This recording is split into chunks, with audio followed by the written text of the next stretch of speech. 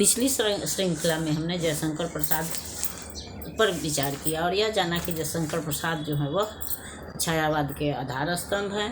क्या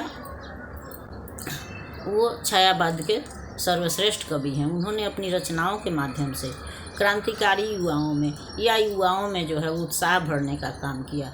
इसके लिए उन्होंने इतिहास का सहारा लिया और यह बताया कि आज भले हम दबे कुचले हैं, लेकिन हमारा भूत जो था, यानी हमारा अतीत जो था, वह गौरवशाली था। हम आरा देश सोने की चिड़िया कहलाता था और हम अगर प्रयासरत रहें तो हम पुनः अपने उस गौरव को वापस ले सकते हैं या उसको हमको लेना है। इसके लिए उन्होंने इतिहास के पात्रों को चुना। अब हम सुभद्रा कुमारी चौहान के बारे में विचार करेंगे या उनकी रचना पर विचार करेंगे। सुभद्रा कुमारी चौहान भी आधुनिक काल की ही कवयित्री थी, जिनकी रचनाओं में राष्ट्रीयता का स्वर मुखर था। यानी कि अपनी रचनाओं के माध्यम से उन्होंने भी क्रांतिकारियों में या देशवासियों में राष्ट्र प्रेम भरने की कोशिश की या राष्ट्र प्रेम भरा। उनकी लक्ष्मीबाई की झांसी की रानी जो कविता है वह प्रसिद्ध है। या उन्होंने न केवल अपनी रचनाओं के माध्यम से युवाओं में उत्साह भरा, क्रांतिकारियों में उत्साह भरा, बल्कि वे स्वयं भी स्वतंत्रता आंदोलन में कूद पड़ी थी। इसके लिए उनको अपनी शिक्षा अधूरी छोड़नी पड़ी। वो 9वीं तक की पढ़ाई करने के बाद से वह आज़ादी की लड़ाई में कूद पड़ी या उसमें सक्रिय भूमिका निभाने लगी। उनका जन्म 1904 में उत्तर प्रदेश के इलाहाबाद के निहालपुर में हुआ था और मृत्यु उनकी 1948 ईस्वी में नागपुर से जबलपुर आते हुए हो गया था। इनकी माता का नाम धीराज कुंवर तथा पिता का नाम ठाकुर रामनाथ सिंह था। 1919 ईस्वी में इनकी शादी जो है वह ठाकुर लक्ष्मण सिंह से हुई, जो कि प्रसिद्ध साहित्यकार भी थे और स्वतंत्रता सेनानी भी थे, कांग्रेस के सदस्य भी थे।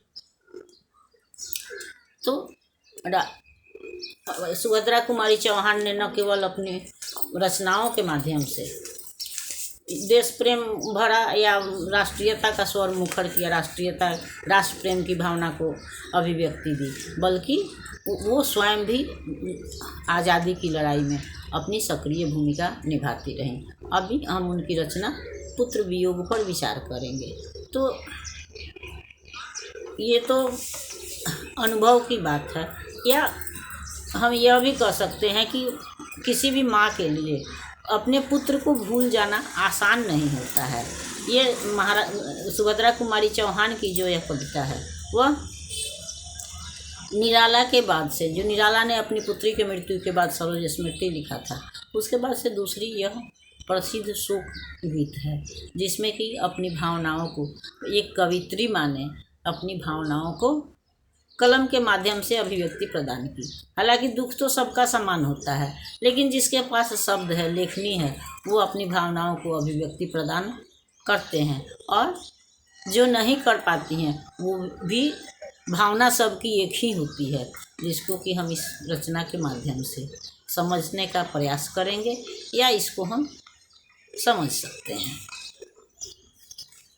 कि एक पुत्र के नहीं रहने पर वह माँ जो अपने पुत्र को एक क्षण भी रोने नहीं देती है या थोड़ा भी बरसात धूप कहीं से भी बच्चे को बचाती है, वही पुत्र अगर सदा के लिए उसको छोड़कर चला जाता है तो उसकी मानसिक स्थिति क्या होती है, इसकी भली भांति अभिव्यक्ति जो है इन्होंने अपनी रचना में की है, जिस पर कि हम अगली श्रृंखला में विचार करेंगे। तब तक यह श्रृंखला आपको पसंद आती है तो इसको लाइक कीजिए, सब्सक्राइब कीजिए। मिलते हैं अगली श्रृंखला में, तब तक के लिए धन्यवाद।